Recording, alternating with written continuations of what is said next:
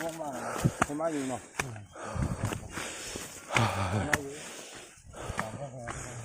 เฮ้ยเฮ้ย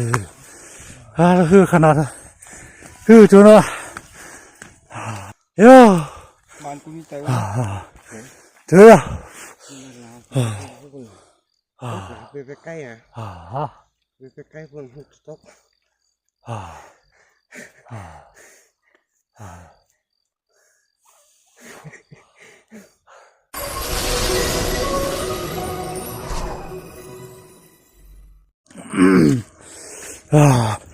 ไม่สูงกลางไหนพี่น้องเขาก็กู้นี่ขนาดนี่เขาก็เดินมาไปด้วยวิวนะครับเด็กสักเดินก็ลอยพุชปานะครับว้าวนอนเลยกูเดี๋ยวจะมาตกใบตั้งกะเดี๋ยวดูวิวสวัสดีตอนเช้าเลยนะครับวันนี้เราจะไปชมวิวด้วยกันข้างบนพูนทางเข้ามันมีทางไหนวะ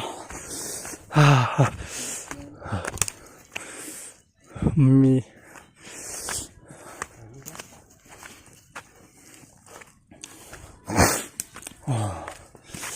นั่นนะ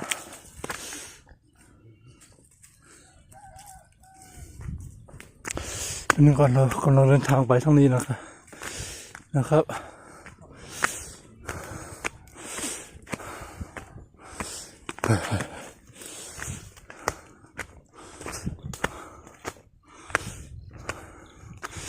มันจะนานหน่อย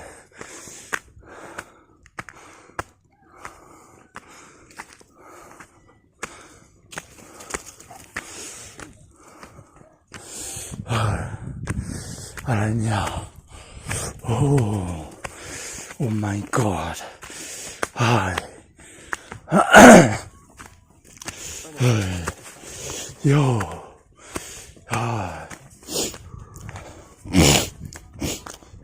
ทำไมมันเหนื่อยขนาดนี้อย่างมันเหื่อ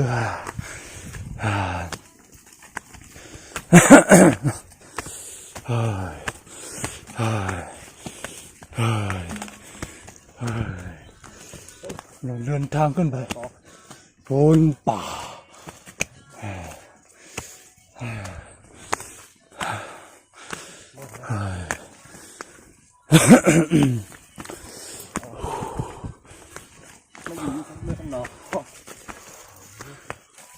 เรื่องป่าทิ้งไว้แล้วเนาะง่วงมากให้มาอยู่เนาะ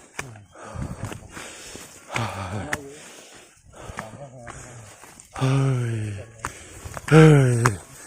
แล้วคือขนาดนั้นคือจุนวะ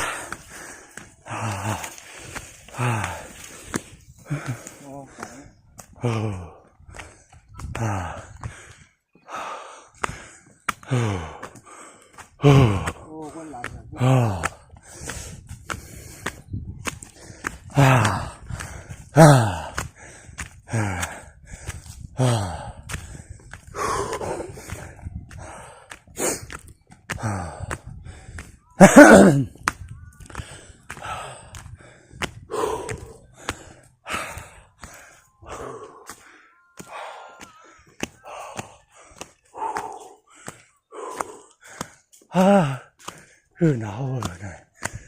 ลูกมาไปตั้งเต็มเจ้า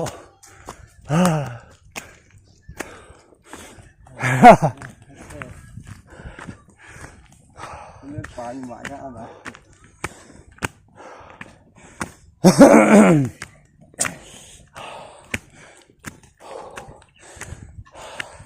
ลองอยู่นะเพราะถ้าเล่นมันอยู่ที่เมืองลองเดินดูบ้านเนาะ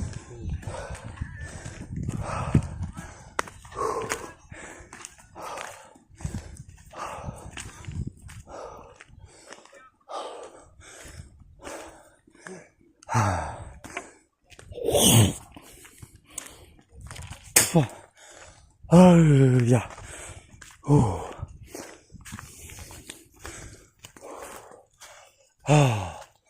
มาถึงแล้ว กันไหนฮ่าฮ่าฮ่าโอ้เนาะกำลังฮ่าฮ่า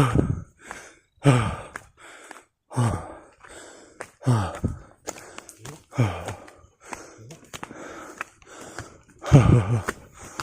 真好，对，真好，对，真好，很难，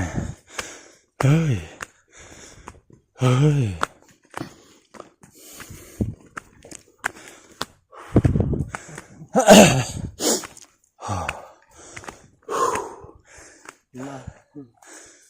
ระวังน้ำนะ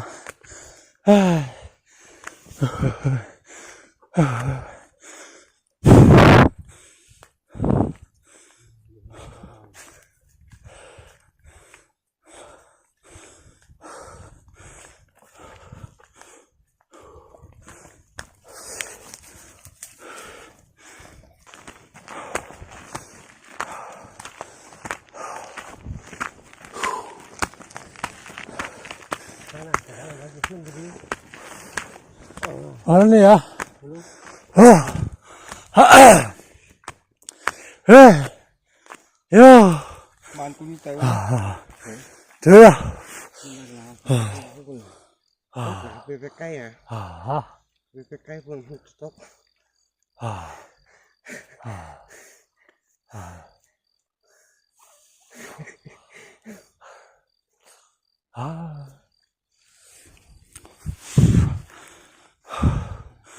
เจอยาเจอแล้ว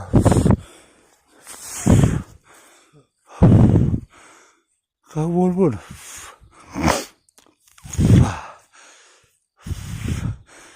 ตอนนี้อยากพูดอะไรไม่ได้เลยพอมาเลยมาเอื้อนะดังนั้นพูดอะไรมีคนมาเลย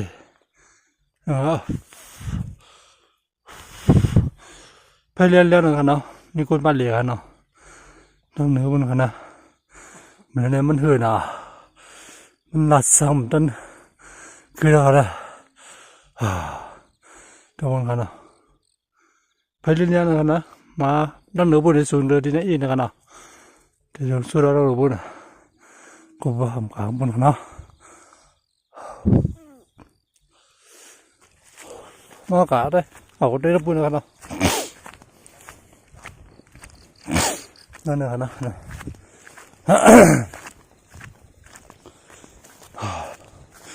โย่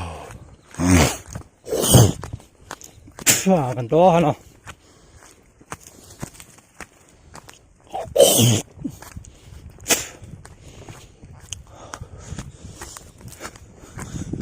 โย่เล่นจ้ะโอ้เด็กสิกันเรื่องระบุนเนาะมาเด้ซ้อมกันขึ้นเลยบรรยากาศดีมากก็เย็นใจนะคะมาเด้ซ้อมกันมีน้องเขา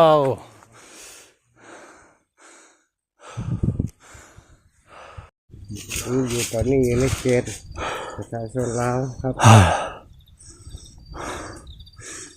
นะคะเนาะยังใส่เสียงเพลง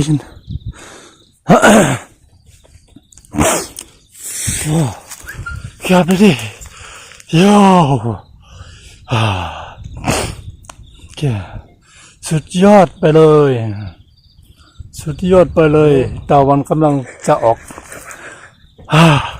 อย่าไปดิกลางวันดึกได้ออกนะเฮือหน่อยกันหน่อย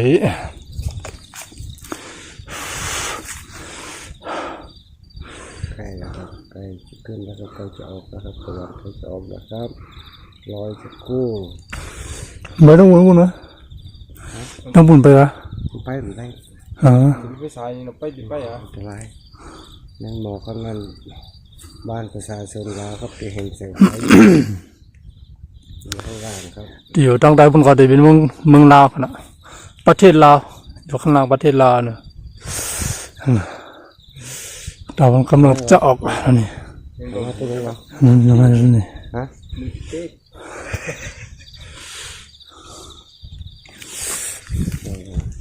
เลยใช้กันนั่งโก้อยู่ เหมือนเรียกว่าเขาค่ะมาไปด้วยมาไปด้วยอย่าได้กลางวันที่ออกกันนะแล้วก็ลองจะมาดูตะวันออกเลยกันนะมันเลยมาพูดไม่ค่อยติดอย่างนี้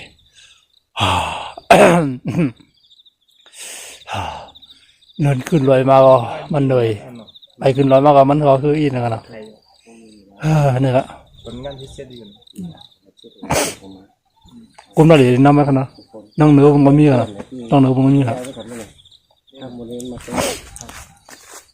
อยู่ใกล้นะ เป็นกุ้งวันเดียวกัน อยู่วัดเท่าไหร่ เหมือนกับวันที่ออกครับเนาะ อยู่เป็นที่ไหน ตอนนี้ดาววันกำลัง อยู่เยอะ จะออก วัดไม่ใส่เลยนะ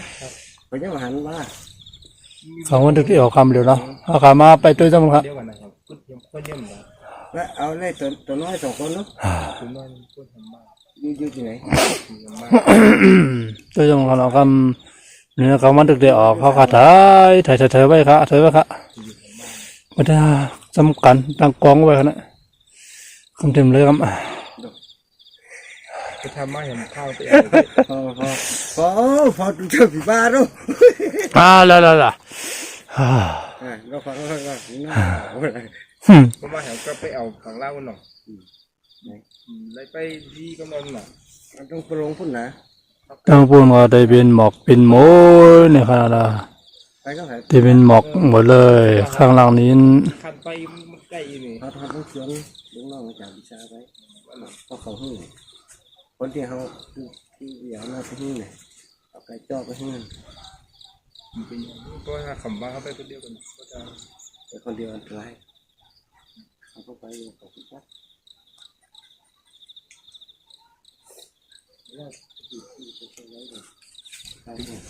ขึ้นไปก่อนขึ้นฝั่งเล่าหน่อย มันเดี๋ยวครับดึกไปด้วยจังครับเนาะนะครับต้องเหนือบนเดี๋ยวมีคนมาพ่อขายอยู่ตรงใดแล้วครับเนาะพ่อกับปืนขาวต้องเหนือบนไปเตยกลางวันออกทั้งหมดแคมเตะ นะครับ บ้านกุ้งอะไร โดยจังครับเนาะ บ้าน คืนอะไรมากคืนน่ะหลักกรรมมาเคยปีแล้ว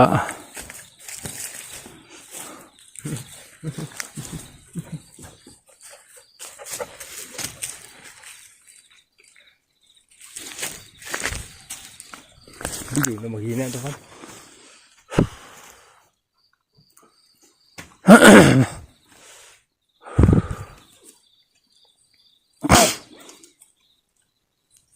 โอ้โห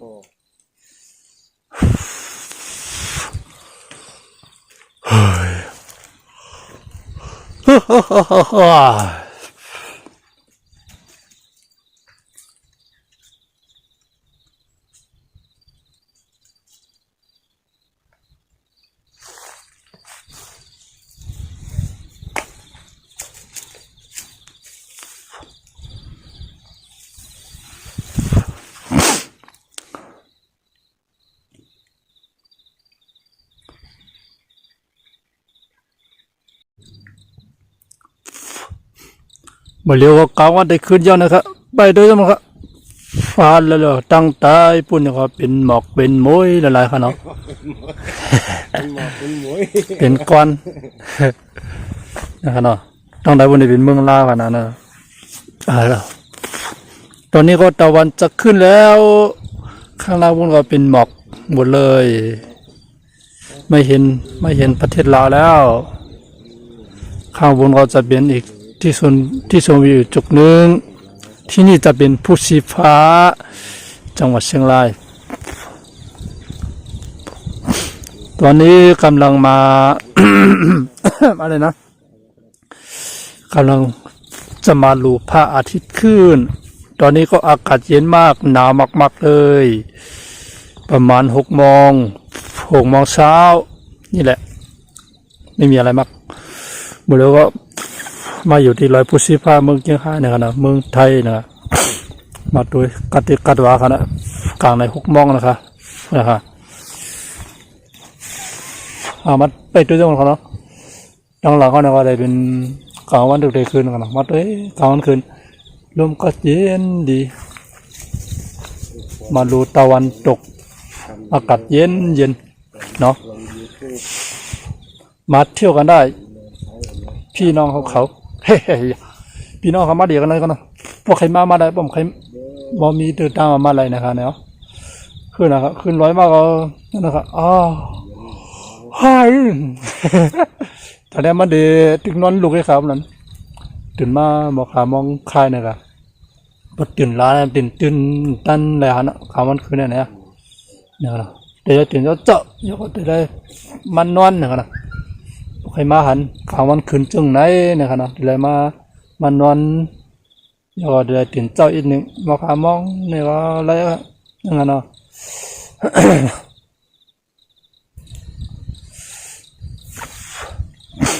อย่างนั้นแหละบ่ใครมาลีแล้วนึกว่าเอาคำมาด้วยดาวันกลางวันขึ้นทั้งวันแล้วมาดูดาวันขึ้นด้วยกันอีกสักครู่รอสักครู่นะไปกำเนิดกลางวันขึ้นยาว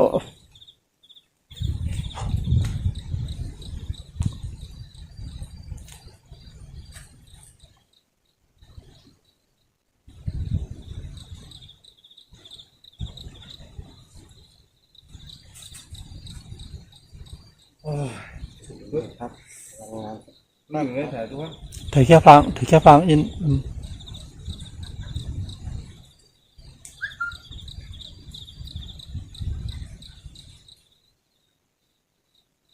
ป้าเขาหมอกถึงง่ายถึงหมอกลงแล้วเขาต้องเอาบ้านมาแล้ว ทุกคนเนี่ยดีขนาดทุกคนทุกคนกันเนี่ย กันไปเต้ ทุกคน เดี๋ยวแค่นั้นนะ มีบ้านมาเห็นแล้วก็หลุมไม่หมานบ้านบ้านมาหา ต้องได้บุญหันวานเอาเนาะ หลายต้องพายกันไป ด้วยจังครับกลางวันได้คืนยาว นี่เครื่องอะไรเนาะเครื่องหอย กลางวันได้คืนยาวเลยครับ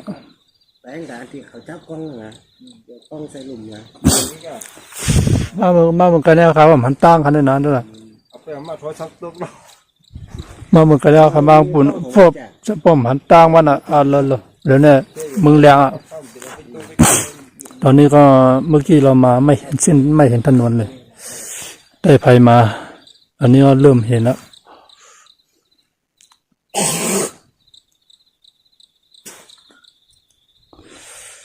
โอ้สุดยอด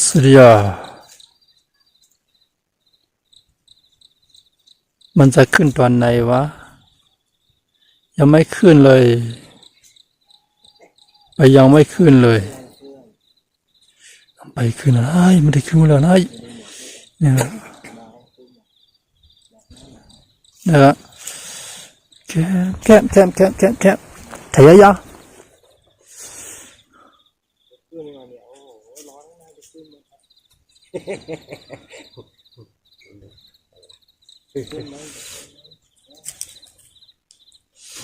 ถือกล้องมันไม่ค่อยนิ่งแล้วตอนนี้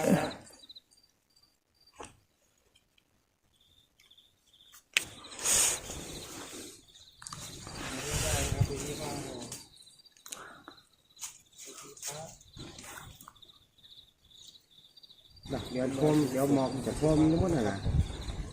นี่นะตุ๊บอลหมอกมันจะท่วมดอยมั้งนะเดี๋ยวนะ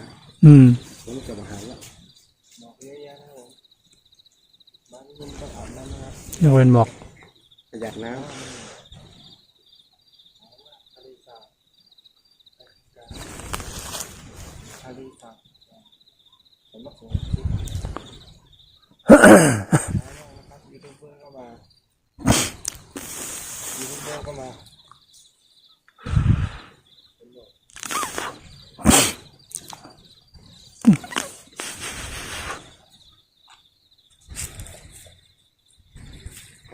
โอ้เดี๋ยวเขามันขึ้นนะครับขึ้นยาว อยู่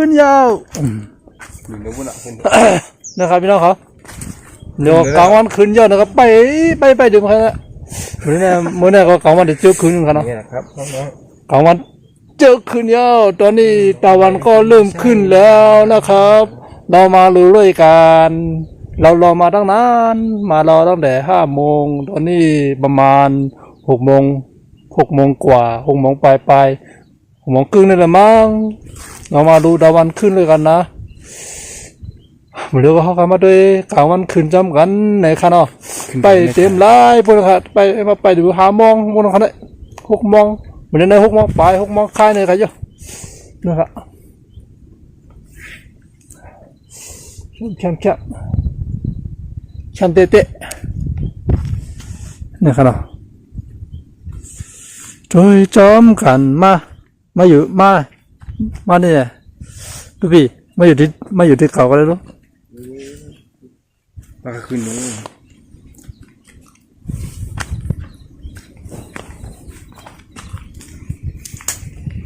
เรามาดูตะวัน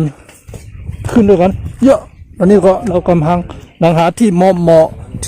ต้องใต้ปุ่นก็จะเป็น ที่อยู่พี่น้องลาวนะครับเนาะทางใต้ปุ่นก็จะเป็นเมืองลาวประเทศลาวนะครับทางนี้ก็จะที่เราอยู่น่าจะเป็นผังไทยประเทศไทยทางใต้ปุ่นก็จะเป็นเมืองลาวนะครับทางเราอยู่น่าจะเป็นผังไทยเมืองไทยนะครับเนาะนะครับอัลโลโบเดี๋ยวข้าจุกไว้อยู่ในคนนี้นะครับเนาะนะครับ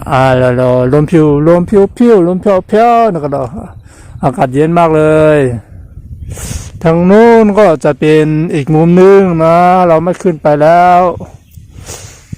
เราอยู่แค่นี้ก็พอแล้วเนาะทางบุญ ทางบุญก็เป็นที่นึงนะครับเนาะเขาเตรียมขึ้นไปนะครับเนาะเขามาอยู่ที่นี่ก็โอเคยาวนะครับเนาะได้ยาวนะครับเนาะ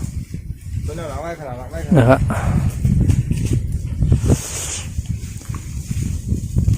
มาขลัดในวิดีโอก่อนวะเยอะ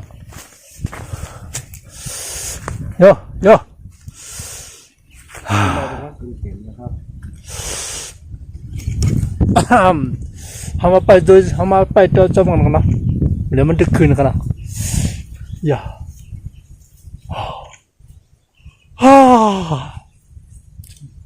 มันหลบมันกัดเลยมันหาวเลยครับเนาะมันจะว่าแค่นวดเนี่ยหาวครับเนาะนะครับมันหนาวก็เลยหาวเห็นแบบนั้น เดี๋ยวนี้ว่ามากัน3 คน3 ตนนี่แหละมารอตั้งแต่5 โมงกว่าตอนนี้ก็6 โมงกว่ากำลังขึ้นแล้วตอนนี้ดูหันหน้าอย่างนั้นน่ะเสียงมือปีกก็ต้องหลังอะไรกับเสียง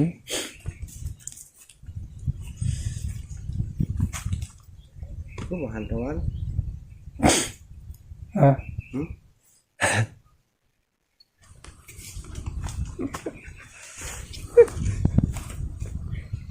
ตะวันมาหันเนี่ยหันก็อุ่นนี่ขอไปถ่ายรูปก่อนนะครับ ขึ้นมายาวค่ะขึ้นมายาวนะขึ้นมาแล้วตอนนี้พระอาทิตย์ขึ้นแล้ว เดี๋ยวก็กลางวันขึ้นยอดนะครับนะตึกขึ้นมันขึ้นเส้นนี่ครับขึ้นทักอิดนะครับนะมาไปในกัดแบบนี้ยังอากาศลมก็เย็นดีถึงแม้เลยครับนะครับเนาะพวกโกนไข่ตัววิวไข่สมวิวเนี่ยมาเลยอะไรกันเนาะปูชีฟ้าฮัลโหลเหมือนน้ำก็หล่อด้วยหมอกท่วมอ่ะปูชีฟ้าเชียงรายนะครับอย่างว่าได้ครับ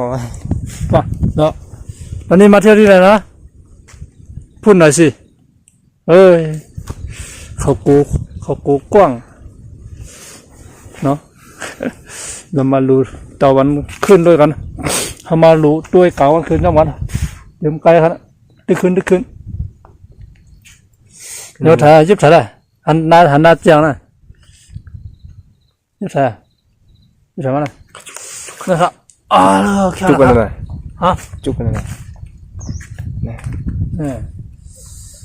เดี๋ย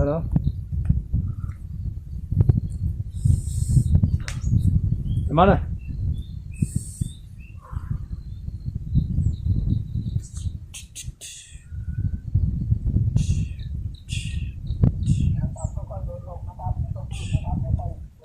แคมได้ เนาะกลางวันดึกคืนนึงเนาะนะครับพี่น้องครับตัวยาวๆครับบทตัวยาวๆเดี๋ยวหันน้ำนะครับเนาะดูนี่ก็กัดนะครับดูนะบทได้ซ่อนเสื้อใส่ผ้าขนาดนะครับแล้วมึงก็เดินเมืองลาวขนาดนัดหลายกำอ่ะนั่นหลายกำผมพูดว่าเมืองลาวเดี๋ยวอยู่ในเมืองไทย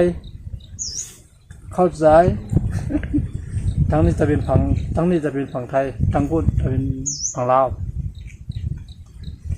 โอเคเนาะนะครับตัวจังครับดูมุมสวยๆด้วยกัน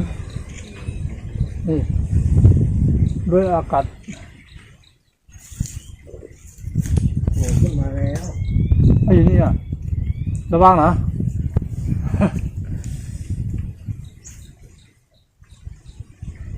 ทั้งพูดมาเป็นโหเป็นร้อยลงอ่ะโอ้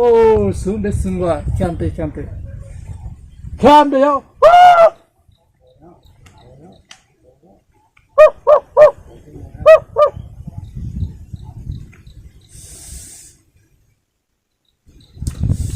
ทำไมมันหนาวขนาดนี้เบนสาวมันคัดได้ขนาดนี้เนี่ยฮะโอ้โหพี่น้องครับโอ้โหขึ้นมายาวไปกับมือนะพวกเราแค่ว่ามันจะนะพันนาเสียกันน่ะ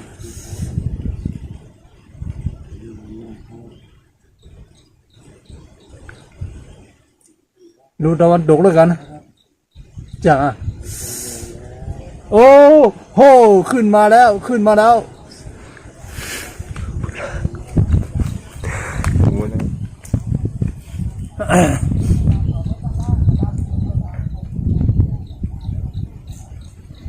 ถ่ายอันนี้เราไม่ได้ถ่ายรูปนะถ่ายวิดีโอแล้วก็เรายืนถ่ายรูปเท่ๆเราจะไปเอารูปที่หลังเราไม่ได้ถ่ายรูปอันนี้เรากำลังถ่ายวิดีโออยู่เนาะแม่เรื่องของการถ่ายวิดีโออยู่เขาย่างเลยถ่ายแค่พังยี่ไป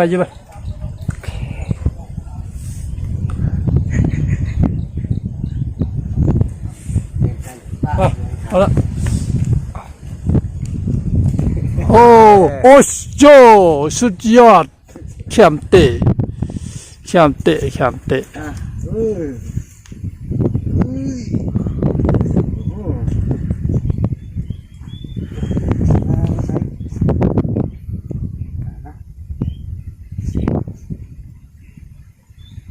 โอ้ลงไปถ่ายรูปก่อนถ่ายกระยาวน่ะ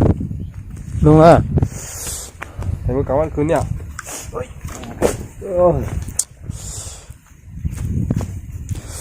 เนี่ยครับทั้งวงก็จะเป็นจริงครับเนาะอันนั้นเนาะโอ้ยกโย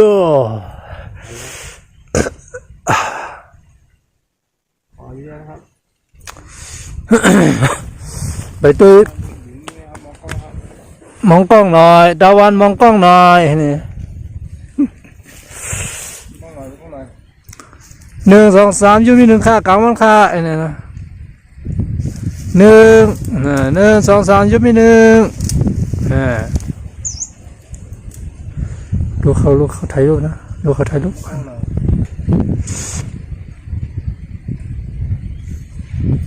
เราจะเก็บภาพให้หน่อยเดี๋ยวเฮ้ยลงตกกันเลยนะเดี๋ยวมันตกลันน่ะ เนี่ยกำลังจับของผ้ามาดูกำลังจะกระโดดหน้าผายังไงครับเดินใจกำลังจะโดดหน้าผา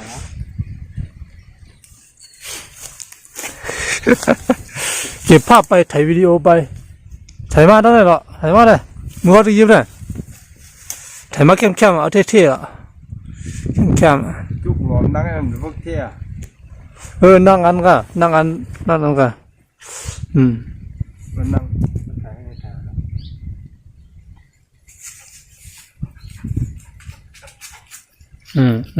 หันน้ำอ่ะ เสือนี่ น้ำไม่นั่งอันกัน เอานี่เอาเสือ หมดจุกเลยมันนั่นนี่ นี่เอา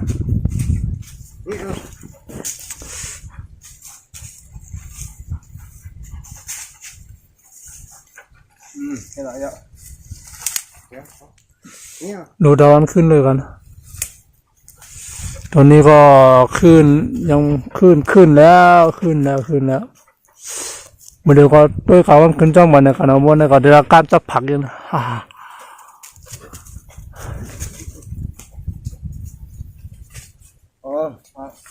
ไม่ว่านี่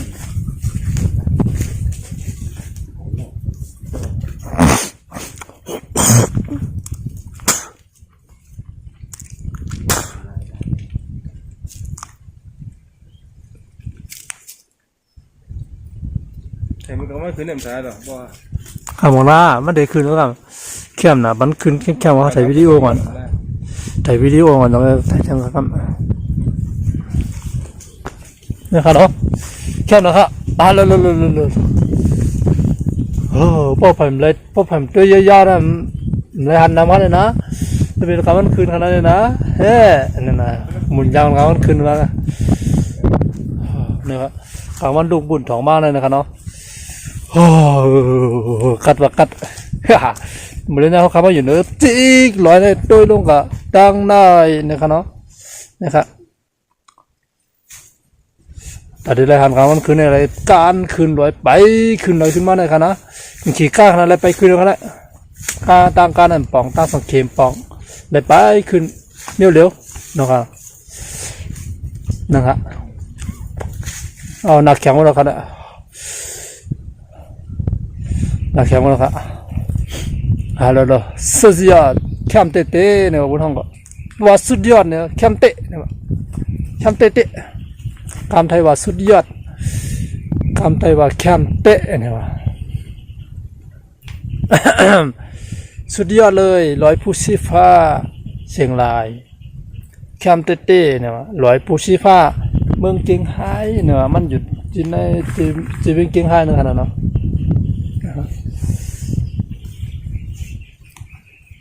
เดี๋ยวก็มันคืนเยอะนะครับเนาะคืนเยอะครับ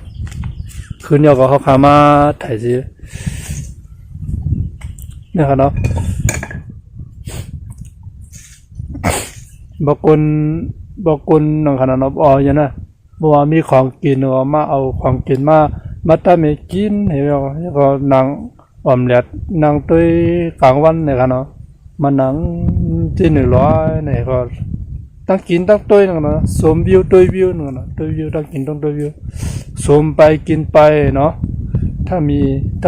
าว่าอย่างว่าคนมันกินกาแฟขนมหวานขนมปังเขาอย่างนี้เนาะพอปลาขาวมูลขาวป้องมาเนี่ยก็นั่งให้กินเนี่ยตัวกลางวันเนี่ยแต่แค่บางเข้มๆนะครับเนาะนะครับ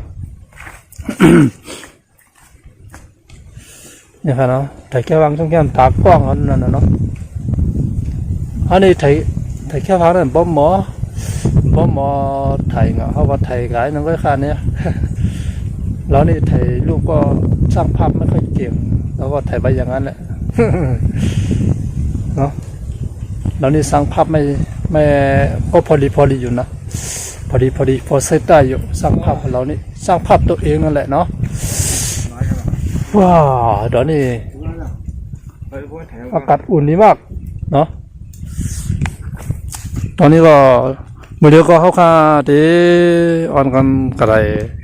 แค่พังแทงก้าวนึงเนี่ยครับมือเก่ามันออกนะต้องได้โอ้ดูใครอ่ะตั้งแต่บุญก็ได้เป็นเมืองลาวเนี่ยครับนั่นนะนะครับตั้งแต่บุญได้เป็นเมืองลาวครับมือเดียวก็กลางวันคืนมื้อเดียวนึงครับเนาะเนี่ยครับตั้งปูนได้ห้ามคืนกันแล้วกันนี่ครับต้องตาบุญก็ได้เป็นเมืองลาวนะครับเอามันได้มวยนะครับต้องได้บุญก็ได้เป็นเมืองลาวกันเนาะนี่ครับเนาะกลางวันก็ได้ขึ้นเต็มหัวยอดนะครับเหมือนเดิมนะครับเนาะมันก็เขาขาดขึ้นตกขึ้นลงอ่ะต้องได้เอานะครับเนาะเขาขาดไปการนะครับเนาะนะครับไปขึ้นไปลงครับนะได้ขี่ทางขึ้นกันเนาะ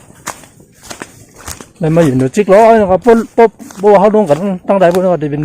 เมืองลาวค่ะเนาะตั้งเขาอยู่ในจะเป็นเมืองไทยเพราะว่าเขา ข้ามกับข้ามมาอะไรอยู่นะครับเนี่ยครับเนาะจะเป็นป่าเป็นเถื่อนขนาดเนาะนะครับเลยครับ โอ้สุดแค่เตะมันใครอันคันลัดในวิดีโอเนี่ยว่ามันจะมีทั้งภาษาไทยทั้งภาษานะครับภาษามันจะมีทั้งภาษาไทยนะครับเลยครับในขณะมือเขาตั้งเขาไปใบขึ้นมาเหมือนกันในขณะนี้ครับเมื่อกี้มันจะเป็นมันจะรับเสียงอินหนึ่งขณะเขาไปขึ้นมามันตึกเจ้ามันเต็มหันสังนะครับตั้งไปขึ้นมามันตั้งเขาไปขึ้นมาเหมือนกันแหละเป็นว่าขีนเป็นเยียวยาเนาะนักบุญนะครับเนาะโอ้ตั้งในเอาแคมป์เด็กในวิดีโอนะครับเด็กหลักการเราเล่บอลนะครับว่ามีเราผิดเปลืองคล้องบัตรเนาะขอโทษเลยนะวิดีโอนี้ถ้าพูดผิดอะไรก็ขออภัยด้วยเนี่ยนะครับมาโดยวิวตรงไหนเนี่ยเมื่อกี้เขาก็มาไปตรงไหนเขาขึ้นกับตรงเหนือบนนะครับเหมือนกันเนาะนะครับทั้งผู้หน่วยเมืองลาวโอ้แคมป์เกี่ยวแคมป์เตะ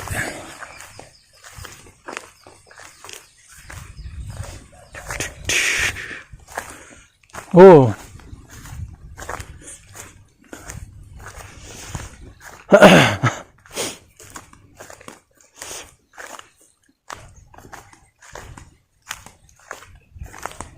เขาขาตึกลงมือในขนมเดียวเนาะนะครับทางลงมันก็ขึ้นลงโน่นอะไรมีอยู่หมอก2 กิโลหมอกกิโลหนึ่งก็อ้อมหมอกกิโลเมตรนี่ก็ได้เขาห้องที่นั้นเขาอยู่ภายใต้นะเขาห้องที่หมู่ขนาดหมอกกิโลเมตรอันนี้เอาเด็ดใจอยู่นะ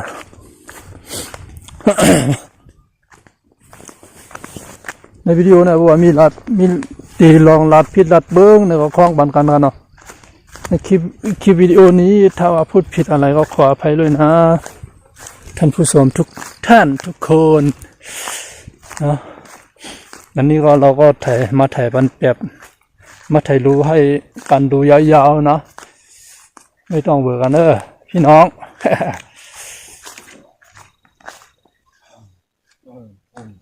อันนี้นะถ้าว่าเขาลงไปทางนี้จะเป็นประเทศลาวเลยนี่ถนนมันก็จะเป็นแบบนี้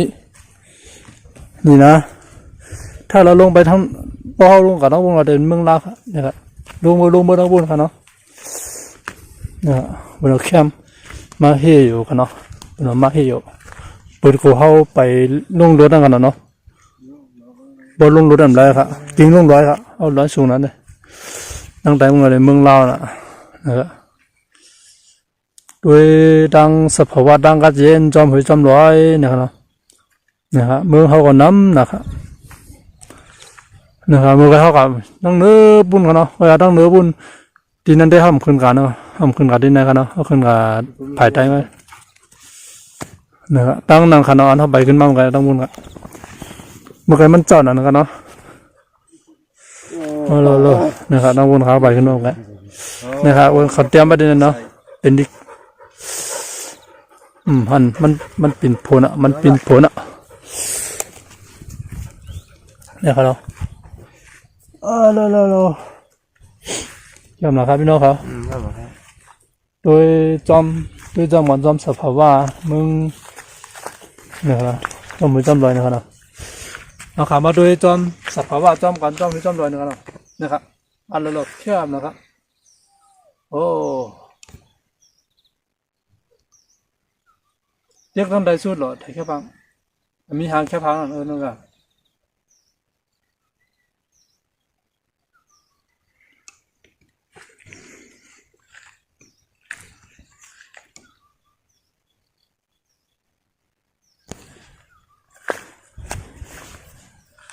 ตึงได้สุดนี่ว่าแค่พังอะไรเราตากแก่ไหนถ่ายป่ะแค่พังนี่หรอปะเดี๋ยวพูดถ่ายมาให้มันได้หนึ่งกัน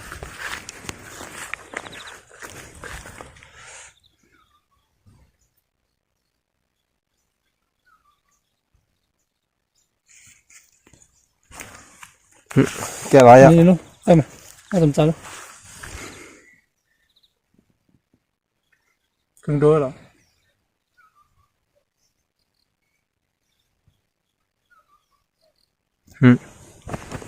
ทำหน้ามา มื่อกันแนวขาดถ่ายแค่ฟังจ้อมนะครับเนาะถ่ายวิดีโอจ้อมถ่ายแค่ฟังจ้อมนะครับเนาะนะครับคำแนวขาดได้ลงมือครับเนาะด้วยจ้องครับเนาะด้วยจ้องมันเมื่อกี้เราถ่ายรูปไปถ่ายคลิปไปมันนั่นเลยเนาะถ่ายรูปไปถ่ายคลิปไปเรามาด้วยกัน3 คนตอนนี้เรากำลังลงรอยแล้วมาด้วยทำมาต้องมัน3 ก้อครับเนาะมาเดี๋ยวนี้เขาขาดตึกลงรอยตึกลงมือเลยเดี๋ยวนี้เขากินไม่ใช่เหรออันนี้เขากินนะ กินกับพักเดาม าวะ เอายอดมันจะเป็นยอดไป อันนี้ยอดมีปุ่น ยอดแก่หัว ลงไปก่อนโอ้ลงก่อยๆเนอะ เนื้อแตกละ ไม่เหนื่อยแล้วเนาะไม่เหนื่อยแล้วเนาะขึ้นมาไม่เหนื่อยแล้วไม่เหนื่อยจะไรมันกำลังพอดี อีกเดือนหน้าจะมาสัก15 วัน 15 วันได้ไม่ไหวมั้ง มันหนาวเกินเนาะหนาวได้หนาวอ่ะหนาวขนาดเลย มาในไทยมานอนสัก15 วัน ต้องมา ช่วย นั่นแหละ 15 วัน มาจอยกันน้องถ้ามี 15 วันพอเราใส่เนาะ ถ้ามีเวลาว่างมาจอยเบิร์นเนาะ มีเวลาเข้ามาสัก15 วันเนาะ อย่างนี้นะเดี๋ยวเขาจะลงมือกันเนาะมือนั้นนะมัดเจ้าแล้วนะครับเนาะอย่างจับหนักจับตามเขาหมดแล้วนะตอนหันเนาะเบ็ดกลางไหนแหละเนี่ยนี่ครับเส้นตั้งหมดเลยครับนี่ใครหันก็ตั้งขึ้นตั้งลงนี่ครับตัวยาวๆตัวยาว ใส่ ๆฮะ ยอมใจถึงบ้านแล้วคนพวกนี้ อันนี้ไปรู้อะไรใน YouTube เนี่ย เดินหน้า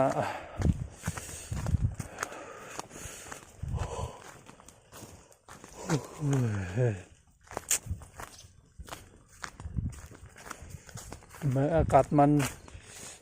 โอกาสหน้ามาใหม่ หนาวขนาดนี้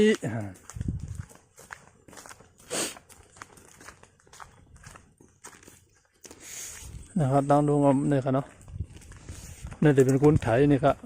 ไถก็เร็วยิบก็เร็วนี่ครับเนาะลัดก็เร็วนี่ครับเนาะ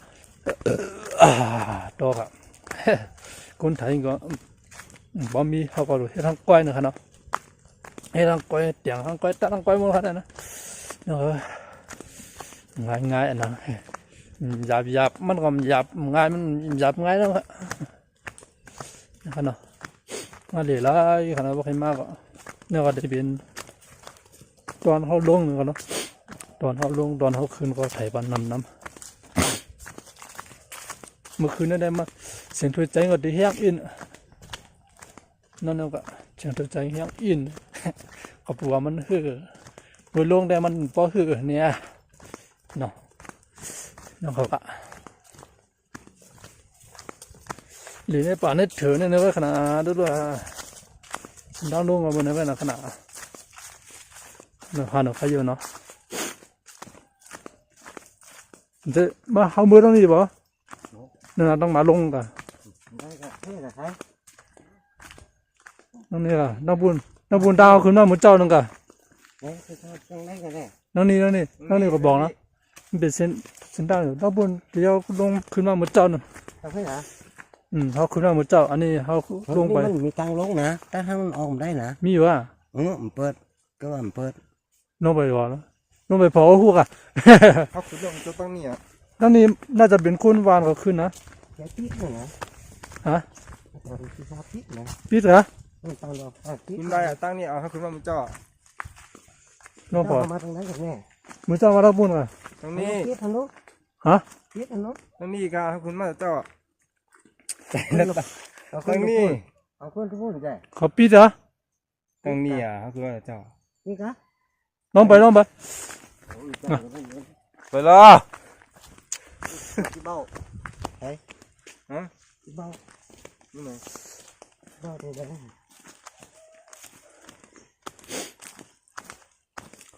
ใจแล้ว ไอ้จุ๊เลยนะ สนใจทีหลังขึ้นมาเนาะทีหลังใจขึ้นมาเฮ้ยหมดขาก็ถือ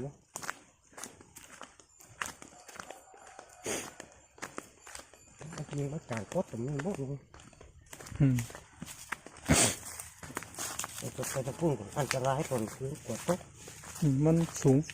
อ๋อเดี๋ยวเขาตีกันหน่อย นิดก็ใช้ ตีกันไปยัง